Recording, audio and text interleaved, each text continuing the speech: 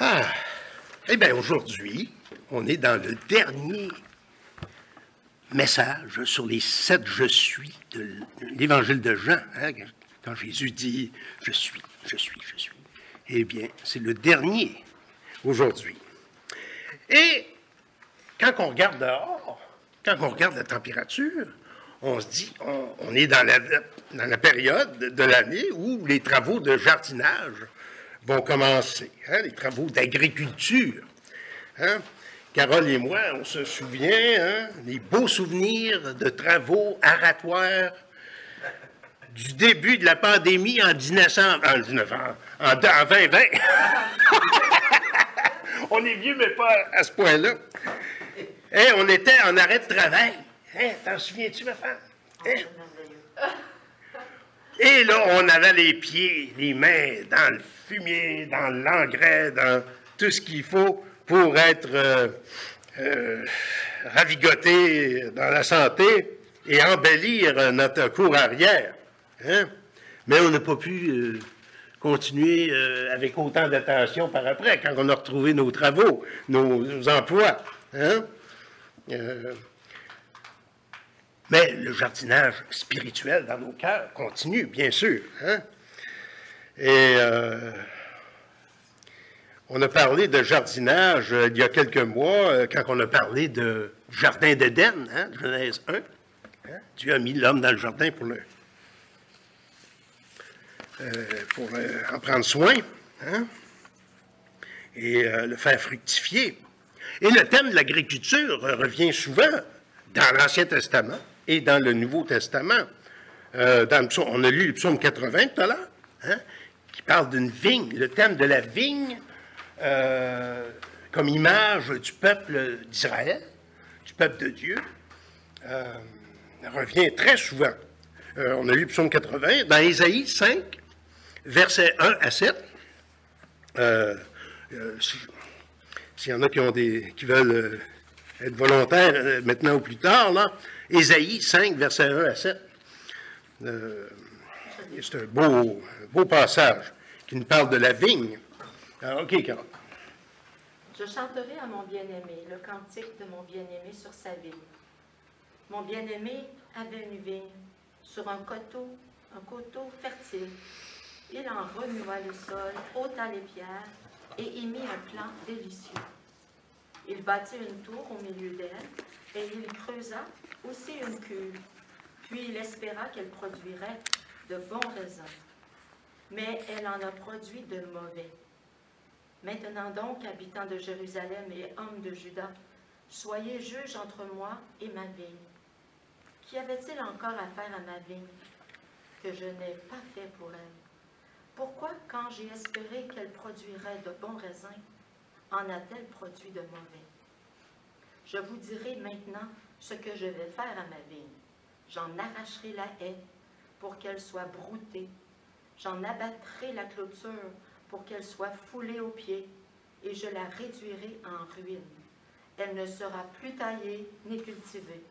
Les ronces et les épines y croîtront, et je donnerai mes ordres aux nuées, afin qu'elles ne laissent plus tomber la pluie sur elles. La vigne de l'Éternel des armées, c'est la maison d'Israël, et les hommes de Juda, c'est le plan qu'il chérissait.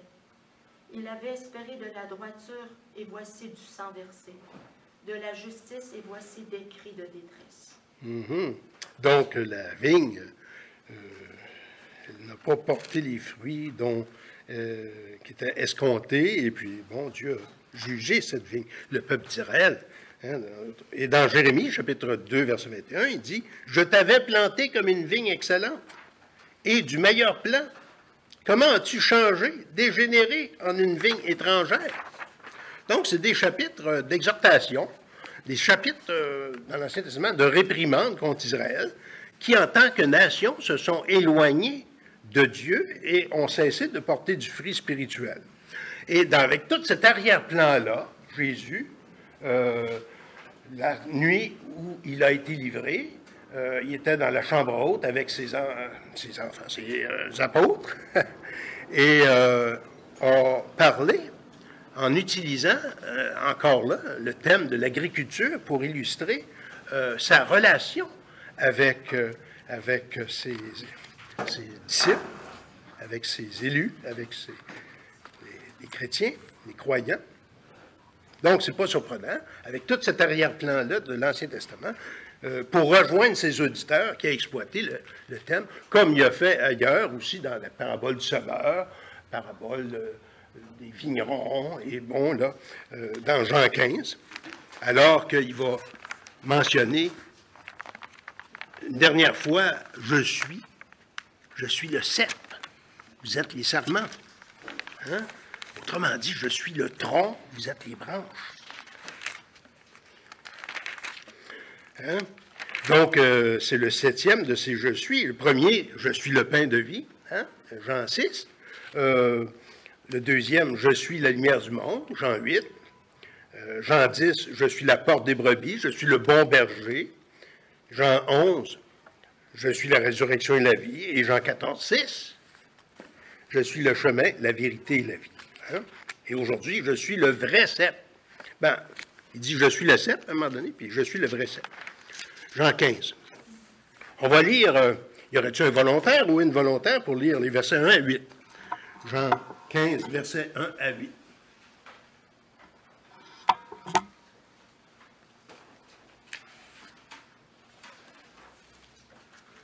Je suis le vrai cep, et mon Père est le vigneron.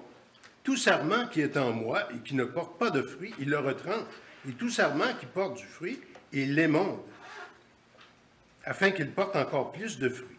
Déjà, vous êtes purs à cause de la parole que je vous ai annoncée. Demeurez en moi et je demeurerai en vous, comme le sarment ne peut porter de lui-même du fruit, s'il ne demeure attaché au cep. Ainsi, vous ne pouvez non plus si vous ne demeurez en moi. Je suis le cep, vous êtes les sarments. Celui qui demeure en moi et en qui je demeure porte beaucoup de fruits, car sans moi, vous ne pouvez rien faire. Si quelqu'un ne demeure pas en moi, il est jeté dehors comme le sarment, il sèche, et puis on le ramasse. On ramasse les sarments et on les jette au feu et ils brûlent. Si vous demeurez en moi et que mes paroles demeurent en vous, demandez ce que vous voudrez, cela vous sera accordé. Si vous portez beaucoup de fruits, c'est ainsi que mon Père sera glorifié et que vous serez mes disciples. Prions. Seigneur notre Dieu, face à cette parole, parole inspirée, parole infaillible, parole qui fait autorité dans nos vies, qui vient nous restaurer aussi, nous te prions que tu puisses disposer nos cœurs à la recevoir et à nous laisser transformer par elle, à se laisser interpeller par elle et que nos vies puissent être renouvelées. Merci Seigneur, au nom de Jésus. Amen.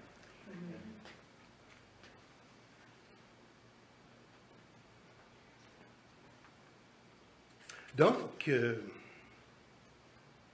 avec la venue du Messie, au 1er siècle, Jésus est venu accomplir ce que l'Israël de l'Ancien Testament n'a pas accompli.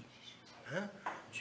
Israël, le peuple, était supposé d'être un serviteur de Dieu, de faire connaître Dieu autour, et de suivre ses lois. Ils n'ont pas été fidèles. Donc, Jésus est venu pour être le vrai serviteur qui, lui, va mettre en pratique et va accomplir tout ce que Dieu avait prévu. Un peu comme Adam aussi. Adam, Dieu l'avait mis dans le jardin pour qu'il prenne soin du jardin et qu'il soit l'instrument pour que le règne de Dieu se répande autour et que la gloire de Dieu se répande. Mais ça n'a pas été le cas. Donc, c'est pour ça que dans Romains 5 et 1 Corinthiens 15, Jésus est appelé le second Adam, hein? Le chef de la race spirituelle, de la race céleste. Donc, dans Jean 15, Jésus se décrit comme la vraie vigne, hein? Le cep. Dans les Bibles anglaises, souvent, c'est « the vine ». Hein? Mais c'est ça, il est la vigne, mais plus particulièrement le cep, le tronc. Dans un autre dictionnaire, il mentionnait que c'était aussi le tronc. Je verrai ça tout à l'heure. Je me devance un petit peu dans mes notes. Donc, on va voir trois choses aujourd'hui.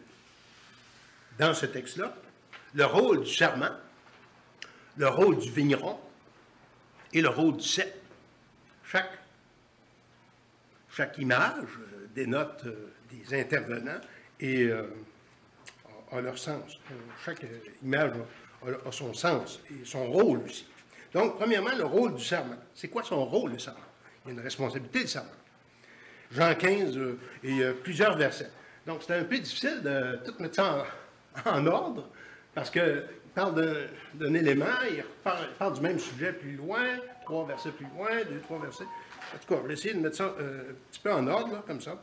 Jean 15, verset 2, verset 4, verset 7 et 8, il nous parle du rôle du serment, du sarment. Hein, la branche. Premièrement, le sarment doit porter du fruit. Versets 2 et 8. Tout sarment qui est en moi et qui ne porte pas de fruit, il le retranche. Et tout sarment qui porte du fruit, il l'émonde afin qu'il porte encore plus de fruits. Puis verset 8. Si vous portez beaucoup de fruits, c'est là que mon Père sera glorifié et que vous serez mes disciples. Porter du fruit. En tant que vigne, en tant que sarment, branche, si on ne porte pas de fruits, si ça vient tout sec, ben, il va falloir retrancher. Hein? Et dans notre vie chrétienne aussi, la vie du Seigneur en nous va se traduire par des fruits, par des éléments visibles qui montrent que la vie de Dieu est vraiment en nous. Si on ne porte pas de fruits spirituels, ça ne dépend pas de lui, ça dépend de nous. Parce que lui, il est la vie, il est la source de notre vie.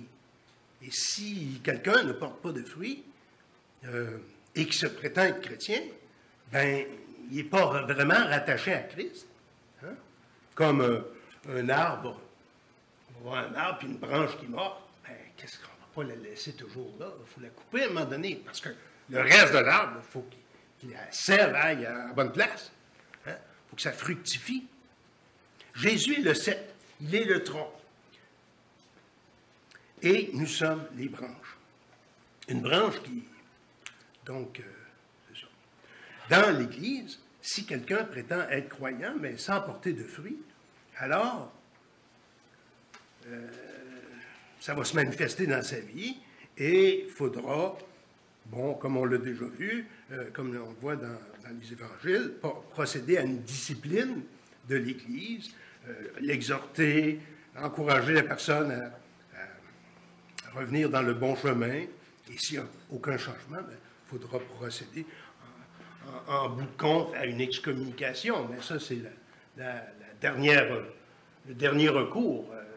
Beaucoup des éléments d'exhortation et d'autres moyens sont utilisés pour susciter donc l'adhésion de la personne.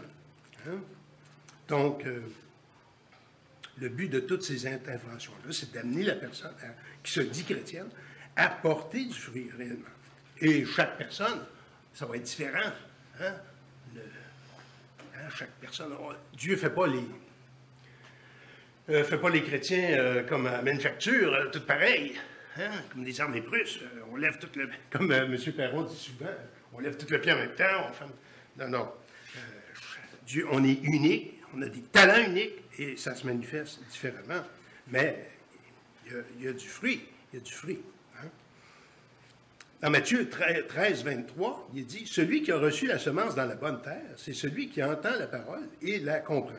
Il porte du fruit et un grand en donne 100, un autre 60, un autre 30. » À cause de cette parabole du semeur et de ce qui est dit ici, il y en a qui vont évaluer les fruits de manière quantitative.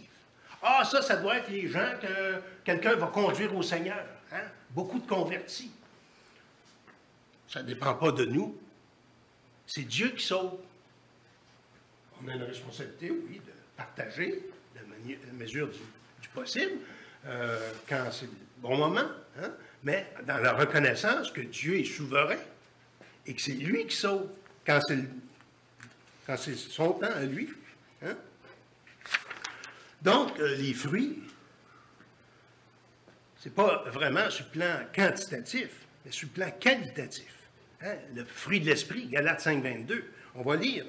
Il y en a quelqu'un qui veut lire Galates 5, versets 19 à 22? Parce que 19 commence avec les fruits de la chair, et ensuite, on les met en contraste avec les fruits de l'esprit. Le fruit de l'esprit. Oui?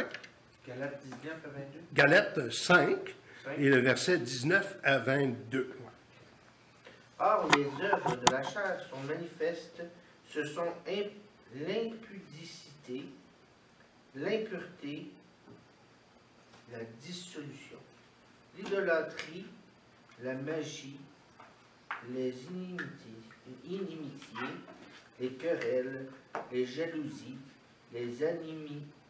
l'animosité, la dispute, les divisions, les sectes, l'envie, l'ivrognerie, les excès de table et les choses semblables. Je vous dis d'avance, comme je l'ai déjà dit, que ceux qui commettent de telles choses n'hériteront point le royaume de Dieu. C'est tout? Et les versets 22 et 23, mettons. Okay. Mais le fruit de l'esprit, c'est l'amour, la joie, la paix, la patience, la bonté, la bénignité, la fidélité, la douceur, la tempérance. La loi n'est pas contre ces choses. C'est quasiment une petite pointe d'humour, ça, à la fin. Hein? Il n'y a aucune loi qui va m'empêcher d'être rempli d'amour, puis de joie, puis de paix, puis de patience. Hein? C'est ça. Mais par contre, ce qui était mentionné avant, c'était contre la loi de Dieu, l'idolâtrie et tout ça. Bon. Donc, c'est du fruit spirituel. Hein? Plus qualitatif que quantitatif. Hein? Hein? Ça, Dieu, c'est la volonté de Dieu pour chacun d'entre nous, d'être rempli d'amour, puis de paix, de patience, tout ça. Et on est en chemin là-dedans. Hein?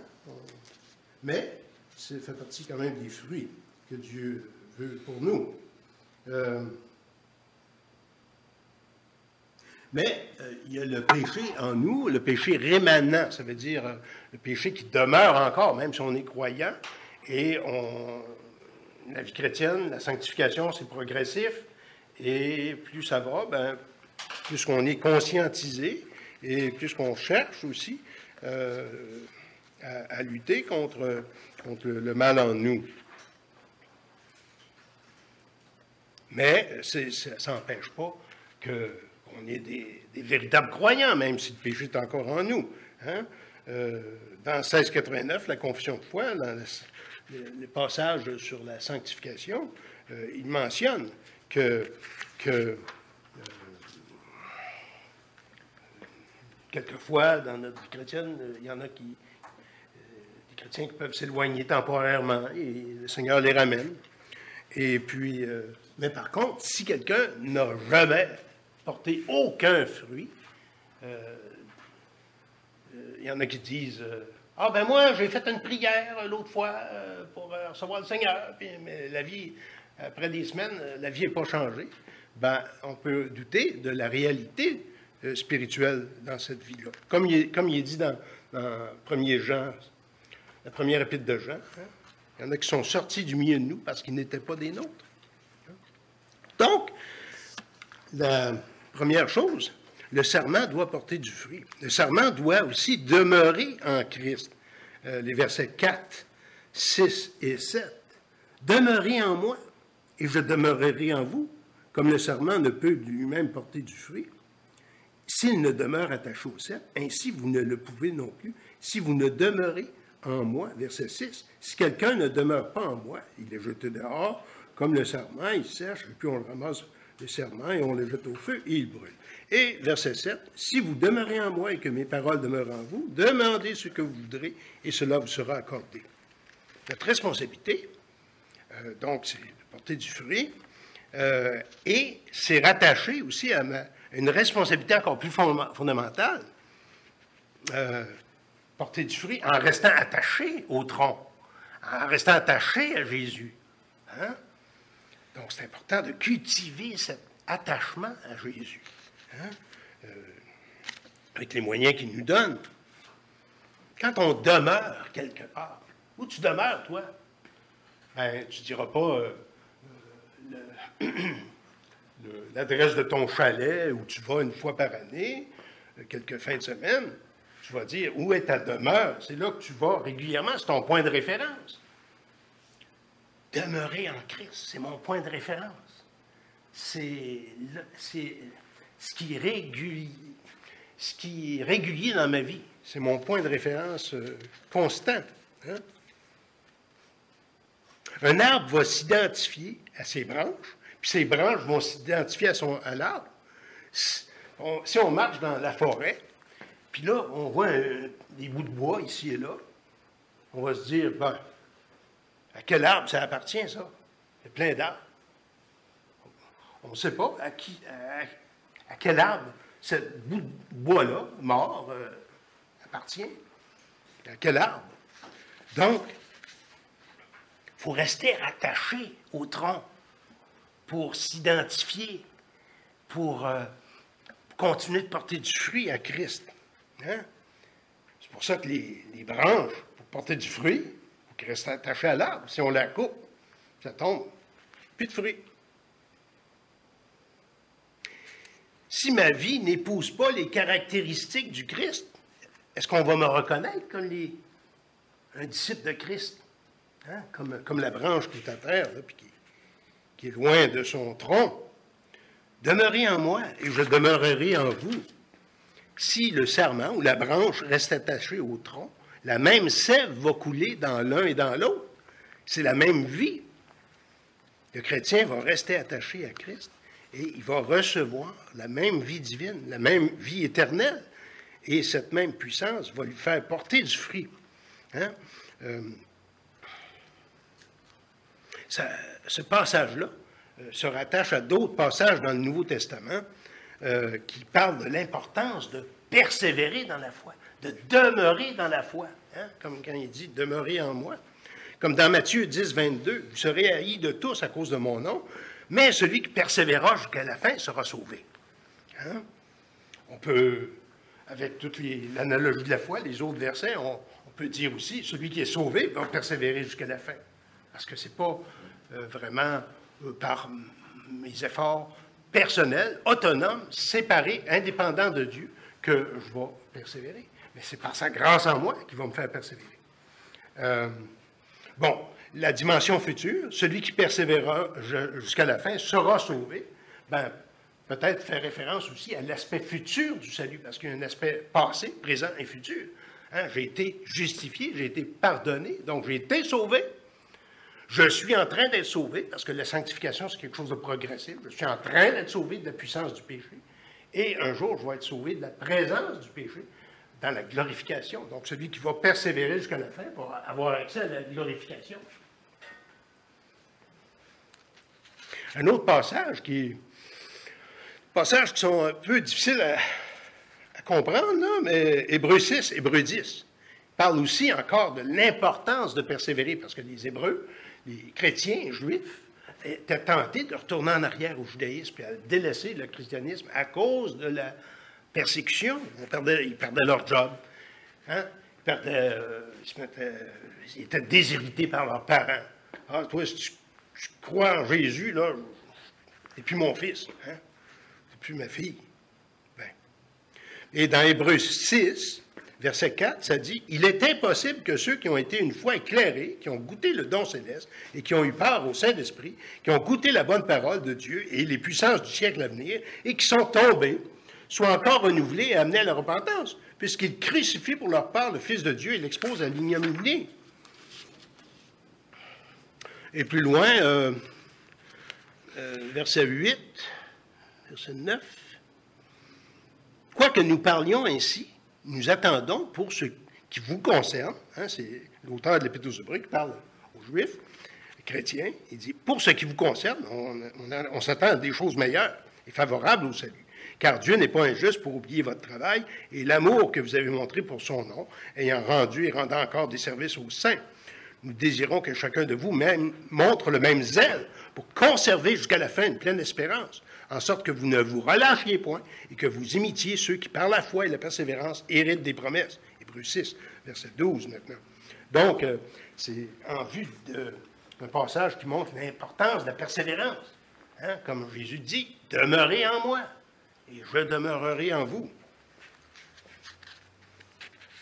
Si quelqu'un ne demeure pas en moi, il est jeté dehors. Bon. Si quelqu'un ne demeure pas en Jésus, il ne reste pas enraciné dans le Seigneur, bien, à ce moment-là, il abandonne la foi et il démontre qu'il n'était pas véritablement croyant. Et il sera jugé, il sera condamné en raison de ses péchés, parce qu'il rejette le seul moyen de salut, Jésus. Donc, l'importance de demeurer en Christ en tant que sarment, en tant que branche rattachée au tronc. Troisièmement, le serment doit garder la parole du Christ. Hein, verset 7, « Si vous demeurez en moi et que mes paroles demeurent en vous, demandez ce que vous voudrez et cela vous sera accordé. » Est-ce qu'on peut demeurer en Christ sans demeurer dans sa parole? Est-ce qu'on peut avoir une relation conjugale saine sans entretenir un dialogue avec notre conjoint, notre conjointe, sans prendre du temps pour parler ou entendre la parole de notre conjoint. Si je demeure en Christ, qui est la parole incarnée, hein, l'expression visible du Dieu invisible, est-ce que je peux le faire sans méditer sa parole sur une base régulière? Dans la méditation, dans la prière. Ma demeure, mon enracinement est en Christ et va être directement proportionnel à mon enracinement dans sa parole. C'est l'accent qu'on voit dans toute la Bible. Hein? Dans Josué, on conseillait au roi de copier une copie de la parole de Dieu lui-même. Quand il copie, veut pas, ça passe par son cerveau, il apprend à la mémoriser, à l'étudier, et pouvoir prendre des bonnes décisions en tant que roi. Hein, nos leaders ont besoin que ce soit ici ou ailleurs. Donc, demeurer dans sa parole. Les Juifs étaient surnommés le peuple du livre parce qu'ils croyaient à la révélation dans la Torah, la loi. Hein? Et dans le Nouveau Testament, la spiritualité du croyant, sa relation à Dieu, est largement influencée aussi par la prière et la lecture, méditation de la parole. 1 Jean 2,5, première épître de Jean. Chapitre 2, verset 5. « Celui qui garde sa parole, l'amour de Dieu est véritablement parfait en lui. Par là, nous savons que nous sommes en lui. » Bon, ici, garder sa parole, c'est un peu comme garder ses commandements. C'est respecter, observer ses commandements, sa parole. Hein? Mais il y a un autre passage où il parle plus de l'importance plus théorique de la parole, la méditation de la parole. 1 Jean 2, 14. « Je vous ai écrit, Père, parce que vous avez connu celui qui est dès le commencement. Je vous écris, jeunes gens, parce que vous êtes forts et que la parole de Dieu demeure en vous et que vous avez vaincu le malin. » La parole de Dieu demeure en vous. Jésus demeure en moi. Sa parole demeure en moi. C'est lié ensemble, inextricablement. Hein? Donc, la parole, pour qu'elle demeure en nous, que faire? Qu'est-ce qu'on peut faire durant la semaine? Hein? La lire. OK, la lire. Il y a toutes sortes de moyens de la lire. Hein? Ça peut être mettre un CD, un MP3, avec les écouteurs, différentes lectures, moyens de lecture.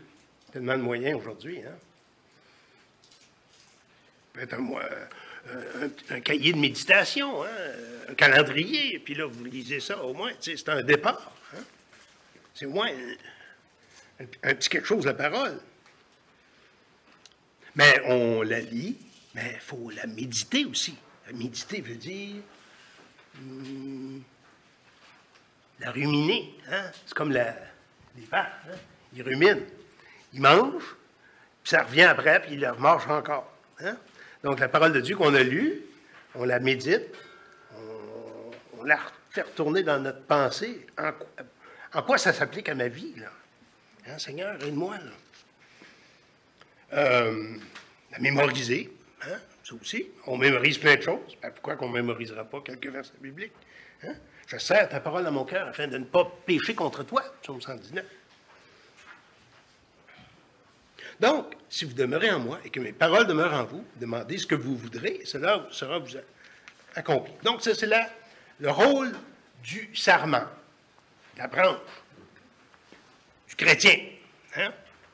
Le rôle du vigneron, lui, verset 15, chapitre 15, verset 2. Tout sarment qui est en moi et qui ne porte pas de fruit, il le retranche. OK, donc, verset 1. Je suis le vrai cep et mon Père est le vigneron. Ah, c'est le Père, Dieu le Père. Jésus est le cep, hein, la branche, le tronc, et le Père, Dieu le Père, est le vigneron, celui qui s'occupe des vignes et en prend soin, voit à ce qu'elles fructifient. Hein? Donc, verset 2, tout sarment qui est en moi et qui ne porte pas de fruit, il le retranche. On parle du vigneron, là. Il va retrancher quand il voit qu'il n'y a pas de fruit. OK, ça ne sert à rien, on l'enlève. OK? Il l'émonde. Et autrement dit, et tout sarment qui porte du fruit, il l'émonde, afin qu'il porte encore plus de fruits. Hein? Hein? Si on voit que ça porte du fruit, bien, on s'arrange aussi pour enlever tout ce qu'il y a autour qui pourrait nuire à son épanouissement et à sa fructification. Et c'est ça que Dieu fait dans nos vies. Il va nous émonder. Hein? Si on porte du fruit dans la vie chrétienne, ben, Dieu va des fois permettre des épreuves dans notre vie pour qu'on porte encore plus de fruits, pour nous rapprocher de lui, pour que l'énergie qu'on met là où ça ne devrait pas être, ben, que ça puisse contribuer contribuer à encore plus de fruits.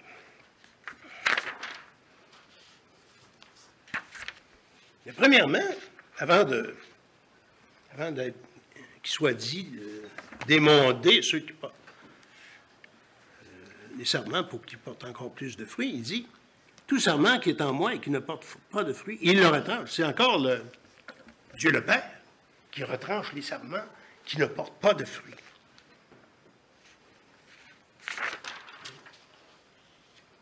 Le rôle de ce vigneron, hein, c'est résumé ici, mais Dieu le Père, on voit dans toute la Bible que c'est pas juste ça, d'enlever, de juger ceux qui ne portent pas de fruits. Hein. Mais ici, pour les besoins de ce chapitre, ben, Jésus mentionne simplement cela. Hein. Psaume 37, « Garde le silence devant l'Éternel et espère en lui. Ne tirez pas contre celui qui réussit dans ses voies, contre l'homme qui vient à bout de ses mauvais desseins. Laisse la colère, abandonne la fureur, ne tirez pas, ce serait mal faire, car les méchants seront retranchés. Et ceux qui espèrent en l'Éternel posséderont le pays. Les méchants seront retranchés. Un peu comme les branches qui ne portent pas de fruits vont être retranchées. Donc, le Père céleste retranche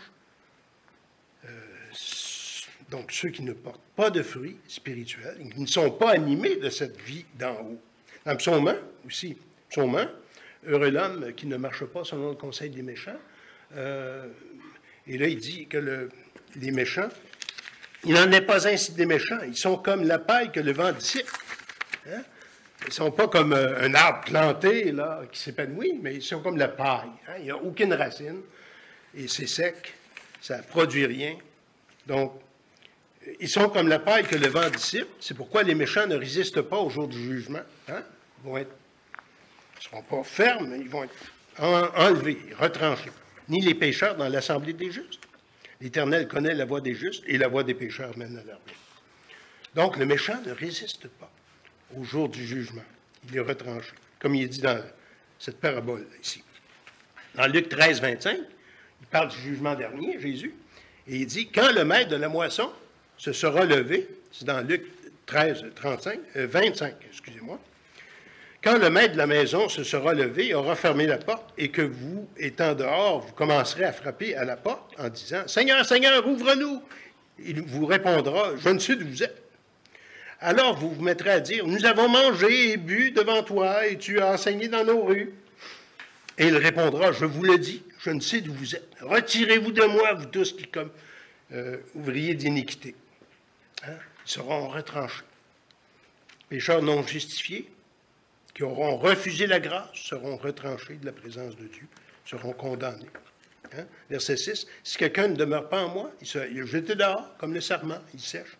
Puis on ramasse les sarments, on les jette au feu et ils brûlent. » Donc ces paroles nous portent certainement à réfléchir et à prier que Dieu nous garde dans son chemin et nous garde persévérants. Un aspect du retranchement de certaines branches pour les disciples, c'était le départ de Judas. Hein? Il a été retranché par la force des choses du groupe des disciples, hein? Parce qu'il n'était pas véritable croyant intérieurement. Même c'est un mystère quand même. Pourquoi Jésus l'a choisi, là, mais bon, il avait son plan. Une deuxième fonction du vigneron, dans notre texte, c'est d'émonder les sarments. Hein? Pas juste de retrancher, mais c'est d'émonder les sarments pour qu'ils portent du fruit. Hein? Émonder. Émonder, en grec, c'est le même mot que pour purifier. Parce que quand tu émondes une branche, ben, tu la purifies, tu enlèves tout ce qui est mort, pour que tout ce qui reste soit la vie. Hein? Dans le trésor de la langue française, en ligne, ça veut dire débarrasser de rameaux. Hein? On émonde un arbre, on débarrasse les vieux rameaux, les rameaux morts ou inutiles, des branches qui déséquilibrent la croissance des plantes parasites. Hein? C'est des plantes parasites. L'émondage nous permet de redonner de la vigueur et d'accroître le rendement de ces branches-là. Hein? Donc, tout sarment qui porte du fruit, il l'émonde afin qu'il porte encore plus de fruits. Puis l'émondage spirituel de nos vies se fait comment? Bien, Jésus dit, au verset 3, « Déjà vous êtes purs, autrement dit, émondés, à cause de la parole que je vous ai annoncée. » Sa parole nous émonde. Parce que la parole de Dieu, des fois, ça nous pique.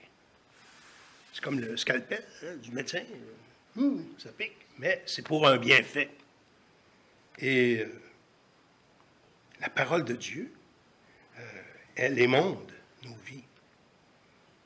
Et pas juste la parole de Dieu, mais aussi les épreuves de nos vies, nous permettent de nous émonder aussi. Verset 13. Jean chapitre 13, verset 10. Quand Jésus a lavé les pieds des disciples, Jésus lui dit, « Celui qui est lavé n'a pas besoin de se laver les pieds pour être entièrement pur. Et vous êtes purs, mais non pas tous. » Donc, ils étaient purs dans le sens qu'ils étaient justifiés. Hein? Pas purs sans péché, là, mais ils étaient pardonnés, déclarés justes aux yeux de Dieu. Déjà, vous êtes purs. Hein? Et Jésus a dit, vous êtes purs à cause de la parole. Hein? Ils ont reçu la parole du pardon, la parole de la justification, et cette parole-là contribue à les met sur le, comment je pourrais dire, sur le chemin de la sanctification. Hein? Mais il y a un émondage, comme on pourrait dire, au début, mais il y a un émondage aussi tout au long de notre vie chrétienne. Hein? Où le Seigneur enlève des morceaux, des choses, et c'est douloureux, mais c'est pour notre bien. Hein? Donc, Dieu le Père, le vigneron, nous émonde pour sa gloire et pour notre bien aussi. Pierre, il a renié Jésus 3 fois.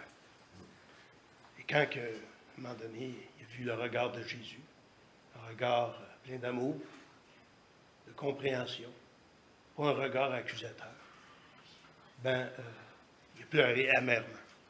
Et plus tard, quand Jésus est ressuscité, Pierre aurait pu dire, moi, je suis pas digne de faire quoi que ce soit pour le Seigneur, là, puis le Seigneur va me mettre ses tablettes. Là, puis... Non. Pierre est celui à qui Jésus a confié la tâche d'être le leader des apôtres. Hein? M'aimes-tu, Pierre? Il a posé 3 fois. Oui, je t'aime, je t'aime. Paie mes agneaux, paie mes brebis. Hein? Donc, soit le pasteur ou le berger du groupe des apôtres. C'est ça que ça voulait dire. C'était pas le premier pape, là.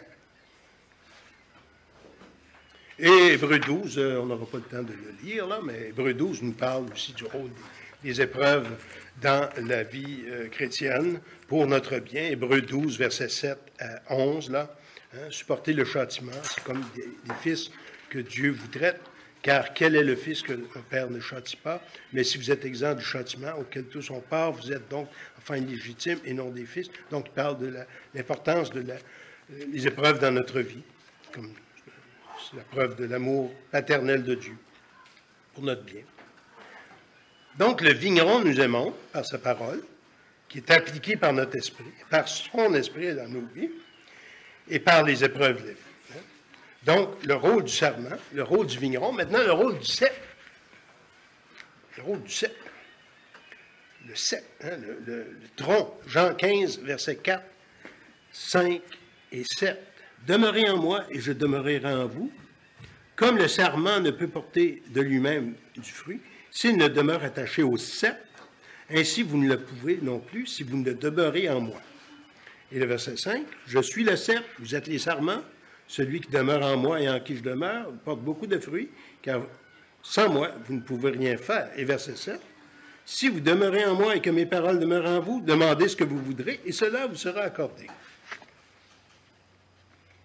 Le Père est celui qui émonde. Hein? Et d'autre part, c'est un travail aussi, un travail d'émondage, de purification. Ça se fait aussi en conjointement avec le Fils. Le Père émonde par la parole du Fils. Hein? Parce que Jésus a dit, la parole, hein? La parole que je vous ai annoncée, hein?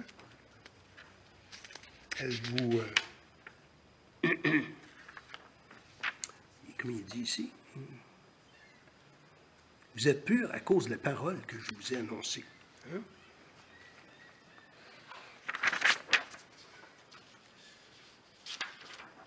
Donc, le premier rôle, c'est purifier les sarments par la parole. Hein? Jésus, il nous purifie par sa parole. Deuxième rôle, il nous donne la grâce de porter du fruit, versets 4 et 5. Hein? Si vous restez attaché au cep, vous allez porter du fruit. Parce que le cep, c'est lui qui va vous donner la sève, l'énergie, la grâce. Hein? Jésus, c'est lui qui nous donne la grâce de porter du fruit pour lui.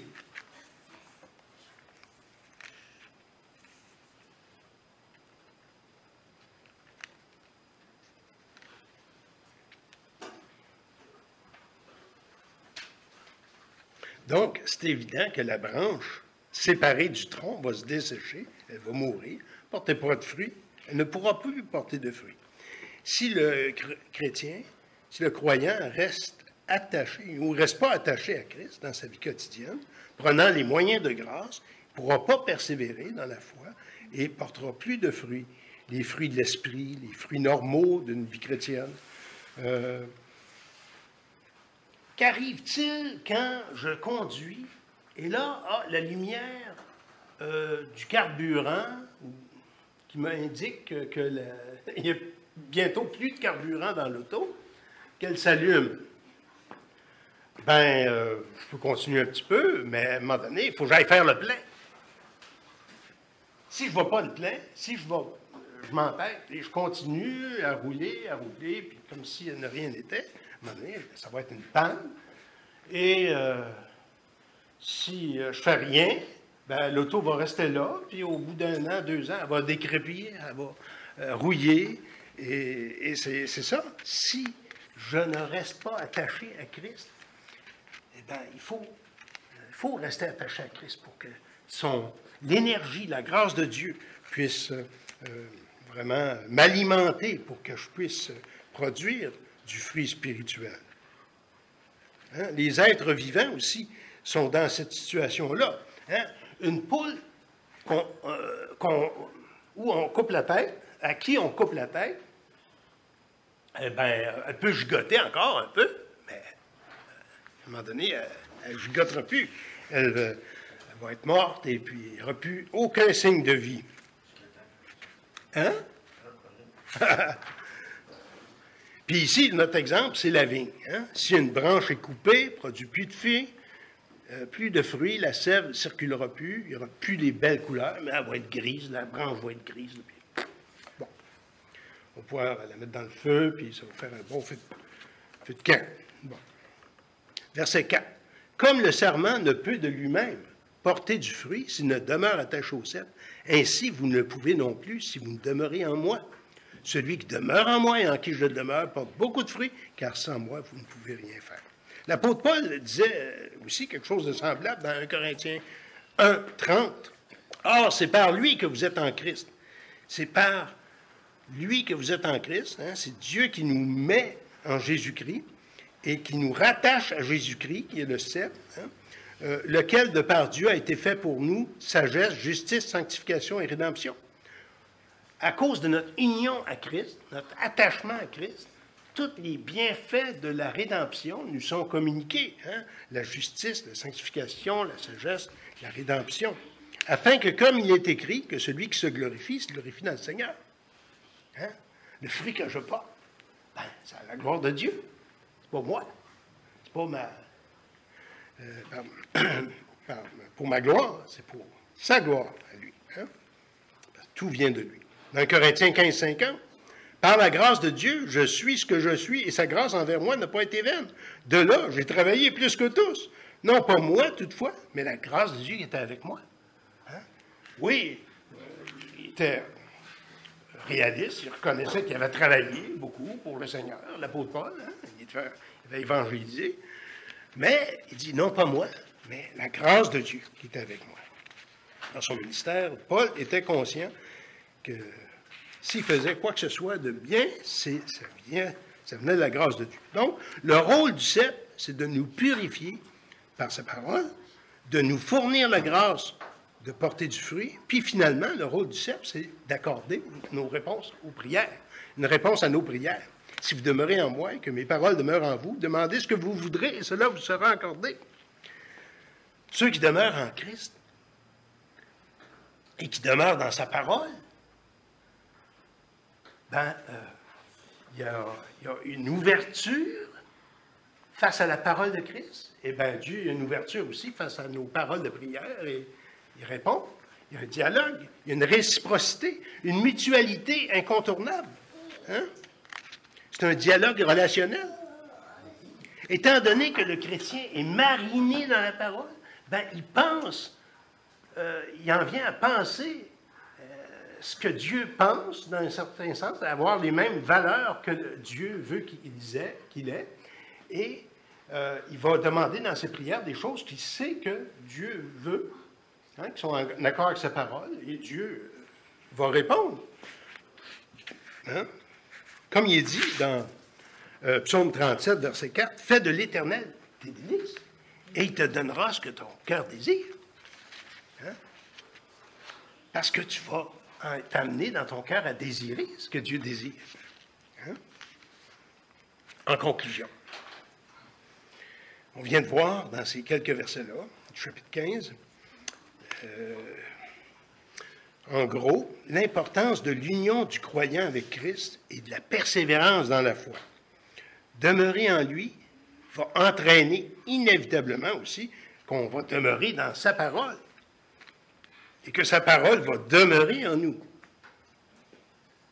Et quand Jésus dit qu'il est le vrai cep aussi, encore une fois, ça signifie, comme quand Jésus a dit « je suis » ailleurs, il se révèle comme le Dieu de l'Alliance, le Dieu qui a dit « je suis » dans Exode 3. Hein? Je suis le Dieu d'Abraham, d'Isaac et de Jacob, le Dieu de l'Alliance, le Dieu qui est fidèle à ses promesses. Et il est la source de notre vie spirituelle, à laquelle on doit rester attaché. Prendre les moyens de rester attaché aussi, et de persévérer, porter du fruit, pour manifester sa vie en nous. Donc, soyons sur nos gardes, parce que tout comme les chrétiens de l'Épître aux Hébreux avaient cette tentation de retourner en arrière, de cesser de suivre le Seigneur, c'est un danger qui nous guette tous. Donc, nourrissons nos âmes de sa parole quotidiennement et en communion avec lui dans la prière. Et ce dialogue va être un grand moyen pour nous aider à rester dans le droit chemin. Verset 5, il dit, celui qui demeure en moi et en qui je demeure, porte beaucoup de fruits, car sans moi, vous ne pouvez rien faire. Donc, on peut conclure dans cette série de messages qu'on vient de faire, sur les « je suis », dans l'Évangile de Jean, que notre Sauveur n'est certainement pas le petit Jésus dans les bras de sa maman, hein, qui anime notre imaginaire collectif en tant que Canadien français. Hein? Prie le petit Jésus. Non, non. Jésus a été petit, mais il a grandi. Hein? Si on regarde l'Apocalypse, là, c'est Jésus qui est souverain. Hein? Et Jésus n'a plus besoin de sa maman, là, pour qu'on le prie. Hein? On va à Jésus, on va au Père par Jésus, avec l'aide du Saint-Esprit. Hein? Le portrait global que nous donne la Bible de Jésus, c'est le grand Dieu qui s'est incarné, qui a pris une forme humaine. Oui, il était dans la crèche, dans la mangeoire, mais ça a été une étape. Et Jésus est le Dieu de l'Alliance qui est venu accomplir ses promesses pour racheter complètement tous ceux qui se confient en lui et les racheter souverainement. Prenons quelques instants et prions. Seigneur notre Dieu, merci pour un si grand salut. Merci pour ta grâce qui est plus que suffisante pour tous nos besoins. Merci parce que tu es le Dieu fidèle à tes promesses, le grand je suis, celui qui ne dépend pas de nous et de qui on dépend et de qui nous recevons toute bénédiction, Seigneur. Aide-nous cette semaine à méditer ces choses. Aide-nous à affermir nos pieds, affermir nos pas, notre chemin, afin qu'on puisse laisser briller ta lumière autour de nous. Donc, Jésus, nous prions. Amen.